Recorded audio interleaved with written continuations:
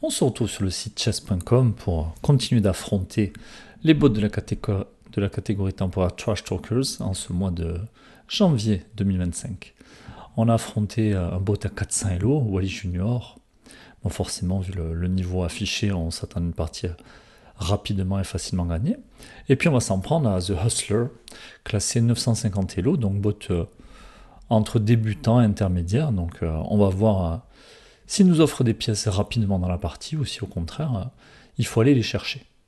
Je vous propose de commencer assez rapidement. Je suppose que la partie ne devrait pas durer non plus très longtemps. On va quand même prendre le temps d'expliquer un petit peu les coups. Et le Hustler qui démarre avec H4, un coup plutôt original. Bon, je vais mettre un pion au centre. Alors je vais plutôt mettre le pion D au centre, tout simplement, parce qu'il est déjà défendu. Alors que si je pousse le pion roi, il ne serait pas défendu. Alors, est-ce que j'ai envie de le laisser avancer son pion H ou pas? Je vais jouer H6, comme ça il ne pourra pas aller plus loin que H5. Alors, je m'intéresse à pousser le pion C, peut-être développer le cavalier d'abord. Est-ce que ça m'inquiète si ce cavalier vient par là? Non. Est-ce qu'il menace quelque chose? Non plus. On va sortir, jouer le pion E, sortir le fou, essayer de jouer petit roc. Pareil pour ce cavalier, est-ce que j'ai envie de mettre en C6? Est-ce que j'ai envie de pousser le pion C d'abord? Est-ce que je veux sortir mon fou avant de pousser le pion E?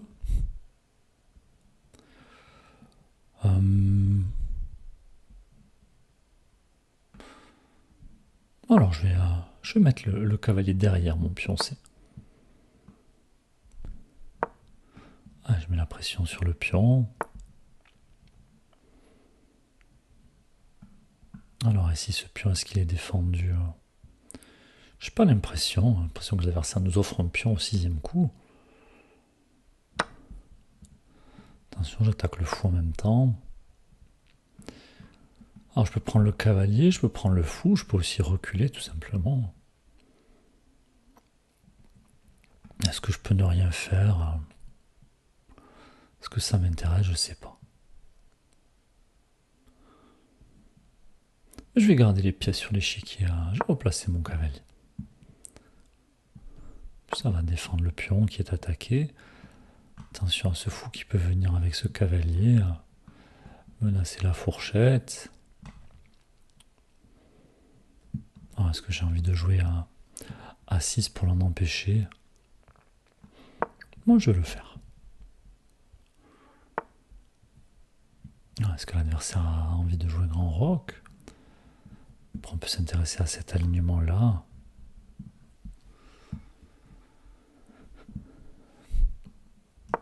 Je vais faire de la place pour mon fou. Après tout, mon roi est toujours au centre pour le moment. Attention, ce pion, du coup, pourra être capturé, mais pour le moment défendu par mon cavalier. Alors, mon pion attaqué 2 fois, défendu qu'une seule fois. Je vais peut-être prendre aussi à provoquer des échanges. Alors, ça qui reprend du cavalier. Est-ce que j'ai envie de reprendre moi aussi?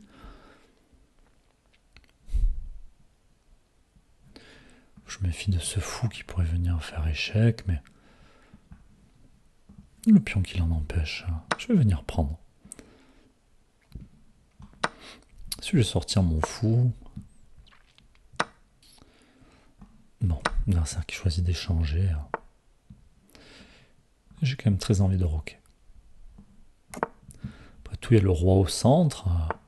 Peut-être mettre une tour, pousser le pion. Peut-être pousser le pion d'abord, mais...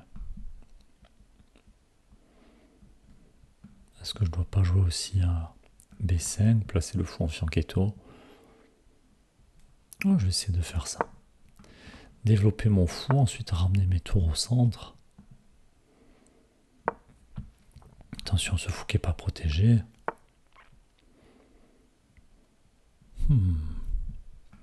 S'intéresser à des coups comme cela. Et finalement, je mets ma tour sur la colonne C parce que je vois un pion qui n'est pas défendu.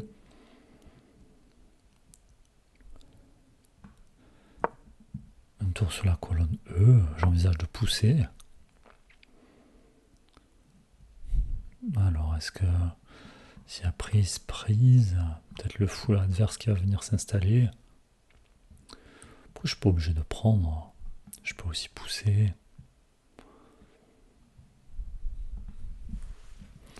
Je peux aussi gagner un temps sur la dame d'abord.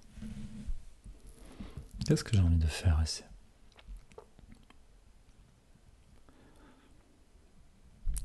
Ça peut être intéressant de venir installer un cavalier, donc peut-être que...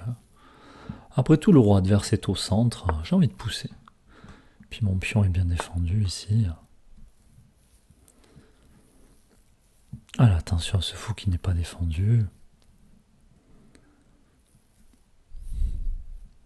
Si je veux, je peux échanger les dames.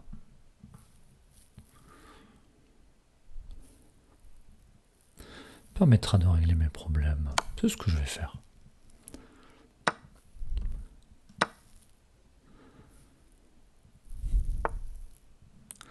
Alors, attention à ce fou qui arrive, qui vient contrôler des cases.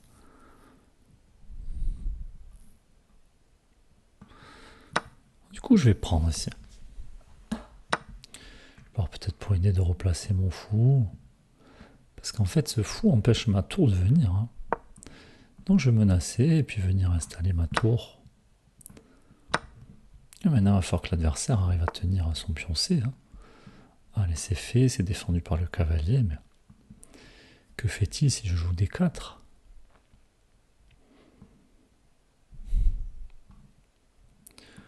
Le cavalier qui défend la tour en même temps. Je peux aussi venir m'en prendre au pion A. Est-ce que je peux pousser ici? J'ai quand même très envie d'ouvrir le jeu. Et puis c'est pas parce que les tours se regardent que je suis obligé d'échanger. Mais bon, prise.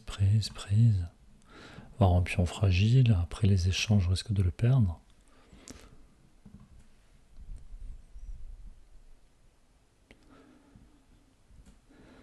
Alors, comment continuer ici? Bon, tout simplement, on va essayer de venir s'en prendre au pion A. L'adversaire qui nous le laisse, on va le prendre. On va peut-être venir aussi sur la deuxième rangée. L'adversaire qui ne nous laisse pas faire.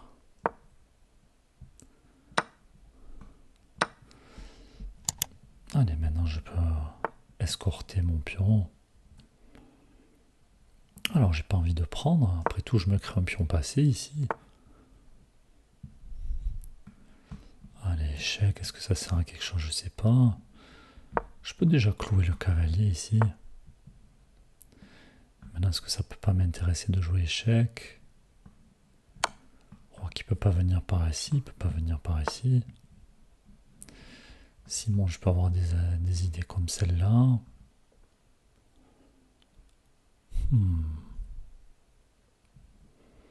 Est-ce que ça m'apporte quelque chose de jouer échec ici?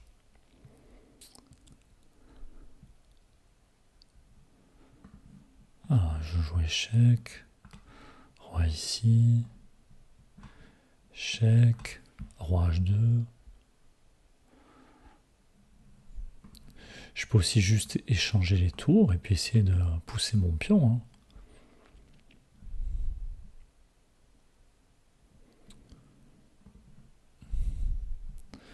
Alors ce cavalier qui a du mal à revenir. Ma force, je me débarrasse de ce cavalier aussi.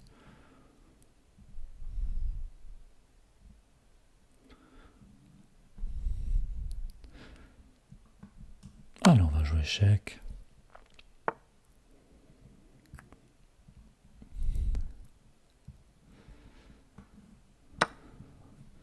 Et on va essayer d'aller pousser ce pion. Après tout, si le cavalier vient essayer de défendre ce pion, moi je pourrais pousser celui-là. Alors on y va. Je guette les échecs. Bon, là, il met du temps à réagir. Ah, il pourra réagir au prochain coup. Je vais laisser mon cavalier en prise. Parce que si jamais il prend mon cavalier, il ne peut plus m'arrêter.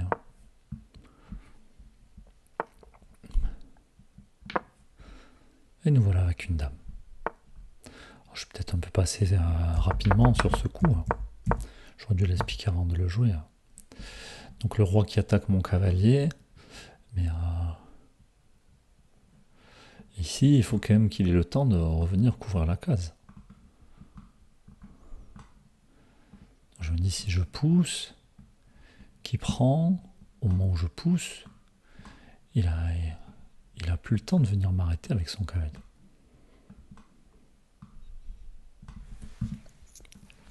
Donc en fait, c'est un cavalier empoisonné, et il l'a pris. Alors, on se retrouve avec une dame.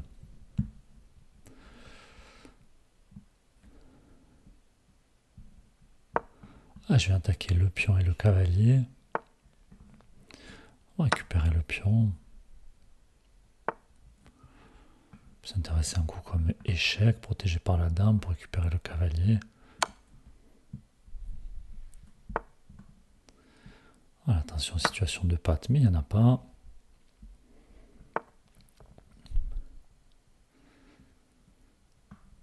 Alors, on va jouer échec. Et puis, on va essayer d'avancer les pions, tout simplement.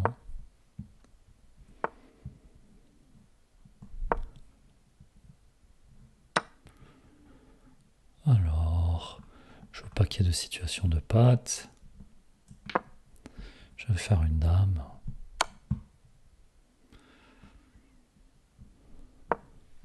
Oh, j'aurais pu prendre, je suis pas obligé. Et on va essayer de mater, tout simplement. Échec et mat. Bon, une partie face à un adversaire aux alentours des 1000 élos, donc on s'attendait à remporter la partie. Bon, apparemment, on a quand même fait une gaffe, pas mal d'erreurs. On va demander l'avis de l'ordinateur.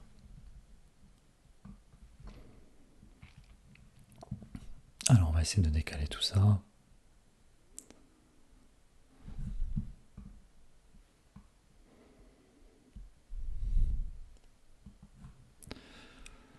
Alors, la gaffe qui a disparu, on voit qu'on a joué un peu n'importe quoi dans l'ouverture, mais finalement, en fin de partie, on a joué de manière un petit peu plus précise. Une erreur, cependant, on va essayer de voir où elle était.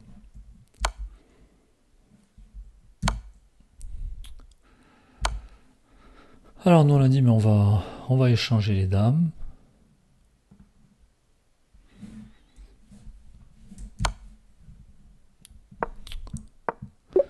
L'ordinateur qui conseille de continuer de pousser le pion et de laisser la dame, le fou en prise. Alors, est-ce que la dame n'est pas enfermée, en fait, tout simplement? J'ai l'impression qu'elle manque de cases. Tout ça, c'est contrôlé. Et ici, meilleur coup, dame prend C7, dame prend dame. Donc, on n'avait pas besoin de protéger notre fou. On l'a protégé indirectement en forçant l'échange des dames. Après tout, on avait encore un pion de plus.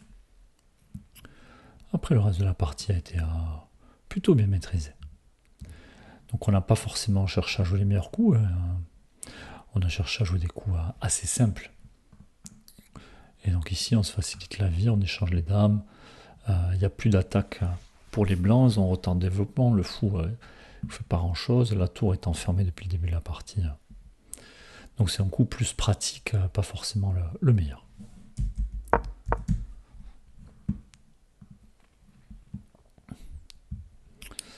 Alors on avait, nous, les noirs.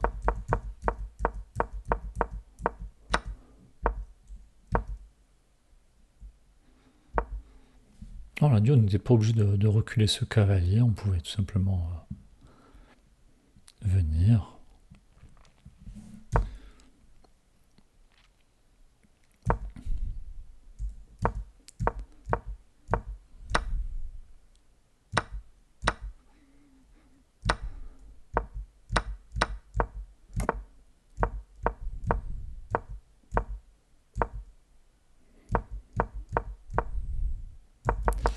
Alors ici,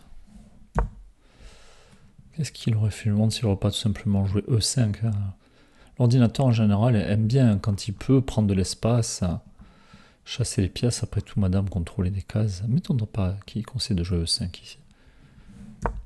Nous on a mis la tour en face d'abord. Voilà, prendre de l'espace au centre, repousser la dame. Ok.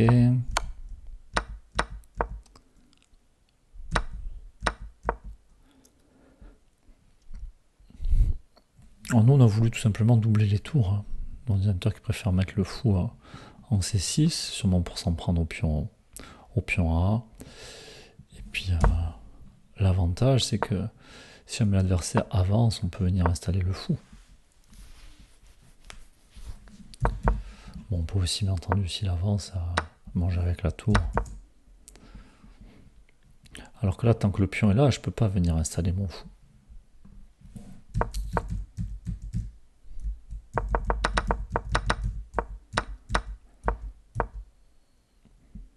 Alors ici, on a eu du mal à trouver quoi faire. Meilleur coup de l'ordi. Alors on a du H5, on a du A5. A5, joue A5, ça permet si jamais on joue tour, de ne pas subir ce coup-là. Bon. Parce que c'est vraiment gênant, on aurait pu venir par derrière.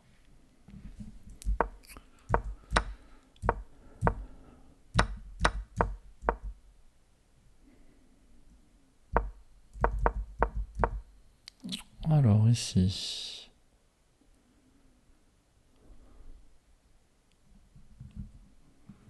l'ordinateur qui veut gagner un temps sur le cavalier.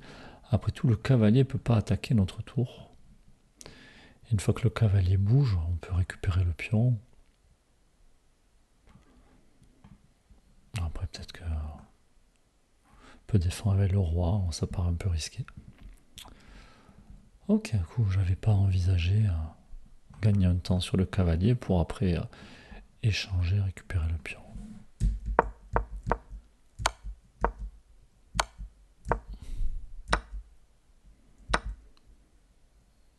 Alors ici c'est bon d'échanger. On a poussé le pion, on a poussé. Et là-dessus, donc top coup, hein, d'avancer le pion, de laisser le cavalier en prise. Bon, après on a fait dame et puis on est allé mater. Voilà pour la partie d'aujourd'hui. N'hésitez pas à dire ce que vous avez pensé. J'ai ressorti l'ancien micro parce que je trouvais que le son sur la vidéo précédente était pas terrible. N'hésitez pas à dire si vous entendez la différence. J'ai aussi essayé de rapprocher un petit peu la caméra pour qu'on me voit un peu mieux, même si là je suis à l'ombre, donc on doit avoir du mal à me voir. Enfin voilà, n'hésitez pas à commenter, j'essaie de trouver une installation qui soit à peu près présentable. Mais bon, j'ai l'impression de regarder vers le sol plus que vers la caméra. Mais bon, je vous laisserai dire tout ça en commentaire. Et puis on se retrouve prochainement. À bientôt.